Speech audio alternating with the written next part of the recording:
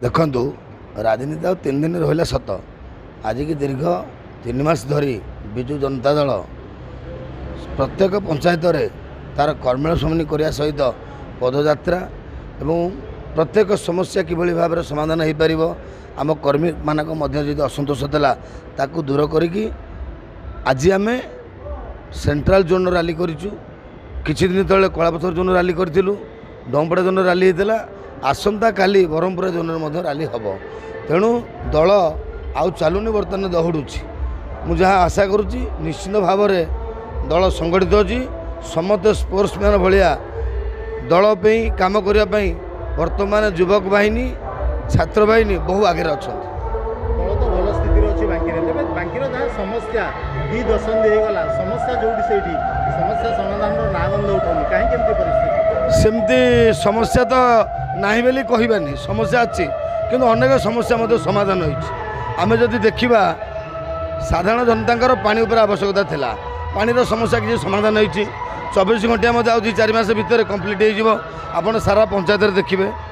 ତାପରେ ଆମେ ଯଦି ଦେଖିବା ମହାନଦୀର ବନ୍ଧ ଦୃଢ଼ୀକରଣ, ଇଏ ଏକ ବନ୍ୟା ଅଞ୍ଚଳ, ତା ମଧ୍ୟ କାଳକ୍ରମେ ପର୍ଯ୍ୟାୟକ୍ରମେ କାର୍ଯ୍ୟ ମଧ୍ୟ ଚାଲିଛି, ଯାହା ଆପଣମାନେ ସମସ୍ତେ ଚାହିଁଲେ ମଧ୍ୟ ଦେଖିପାରିବେ।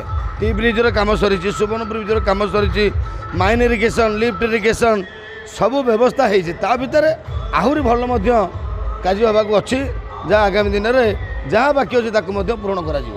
ଶୀତଳ ଭଣ୍ଡାର ବାବଦରେ ବହୁବାର ମନ୍ତ୍ରୀସ୍ତରୀୟ ବିଧାୟକ ସ୍ତରୀୟ ଆଲୋଚନା ହୋଇଛି।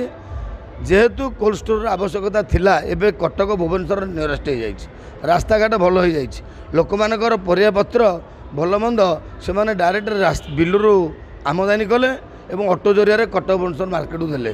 ରଖିବା ପାଇଁ ସଂରକ୍ଷିତ ରଖିବା ପାଇଁ ଆମେ ମଧ୍ୟ ଚାହୁଁଛୁ, କୋଲ୍ଡ ଷ୍ଟୋର ଆବଶ୍ୟକତା ଅଛି, କିନ୍ତୁ ଆମେ ଗୋଟେ RMC ମାର୍କେଟ ଅଣ୍ଡରରେ ଗୋଟେ କୁଲିଂ ଚାମ୍ବର କରିଥିଲୁ, ସେଠି କିଛି ପରିବାପତ୍ର ରହିବା ପାଇଁ, କିନ୍ତୁ ଲୋକଙ୍କର ମାନସିକତା ଆମେ ଆଉ ରଖିବୁନି, ଆମେ କଟକ ଆଜି ବିକିଲୁ, ଆଜି 2 ପଇସା ପାଇଲୁ, ସେ ମାନସିକତା ଆସିନି। ଏ ପ୍ରସ୍ତାବ ମଧ୍ୟ ମନ୍ଦ ପ୍ରସ୍ତାବ ନୁହେଁ, ଆଗାମୀ ଦିନରେ ତାକୁ ମଧ୍ୟ ବିଜୁ ଜନତା ଦଳ ଗୁରୁତ୍ୱର ସହିତ ବିଚାରକୁ ନେବ। ଆଜିର ଦିନରେ ଆପଣମାନଙ୍କ ଜରିଆରେ ମୁଁ କହିବାକୁ ଚାହେଁ, ବାଙ୍କି ମେଡ଼ିକାଲ ବିଷୟରେ ଯେଉଁ ବିରୋଧୀ ଦଳମାନେ ପ୍ରଶ୍ନ ଉଠାଉଛନ୍ତି, ସେ ପ୍ରଶ୍ନର ଉତ୍ତର ମୁଁ ଆଜି ଦେବାକୁ ଆପଣଙ୍କ ଜରିଆରେ ଚାହୁଁଛି। ଆଗରୁ ଯେଉଁ ଡକ୍ଟର ଥିଲେ ବିଜୟ ମିଶ୍ର, ସେଇ କଥା ସାଧାରଣ ଜନତାଙ୍କ ମଧ୍ୟରେ ଗୋଟେ ପ୍ରଶ୍ନ, ତାଙ୍କର ପ୍ରମୋସନ୍ ହେଲା, ସେ ଆଠଗଡ଼ ଗଲେ, ତା ବାଦ ଅନ୍ୟାନ୍ୟ ପେଡ଼ାଟିକ୍ ଆସିଛନ୍ତି। ନିଶ୍ଚିତ ଭାବରେ ଆମେ ଦୁଃଖିତ। ଆଉ ଟିକେ ସ୍ୱାସ୍ଥ୍ୟର ବ୍ୟବସ୍ଥା ଭଲ ହେଲେ ନିଶ୍ଚୟ, କିନ୍ତୁ ମେଡ଼ିକାଲ ଯେ ସେବା ଯେ ସମ୍ପୂର୍ଣ୍ଣ ଭୁଷୁଡ଼ି ଯାଇଛି, ଏହା ସମ୍ପୂର୍ଣ୍ଣ ଭୁଲ। ମେଡ଼ିକାଲ ସୁବିଧା ସୁଯୋଗ ଅଛି। ଆମ ଲୋକମାନେ ଏତେ ଅସ୍ତସ୍ତ ହେଉଛନ୍ତି ଯେ ଏବେ ଏତେ ରାସ୍ତାଘାଟ ଭଲ ହୋଇଗଲା ପରେ ସେ କହୁଛନ୍ତି କ'ଣ ଆଜ୍ଞା କରିବେ କରନ୍ତୁ, ନହେଲେ ଆମକୁ ଟିକେ କଟକ ପଠାଇ ଦିଅନ୍ତୁ।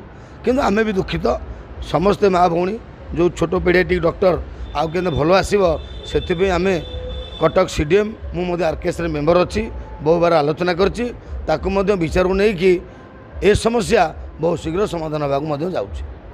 ମା ସଦାବେଳେ ଜଗତର ମଙ୍ଗଳ କରନ୍ତି, ତାଙ୍କ ପାଖରେ ଦଳ ବଡ଼ ନୁହଁ।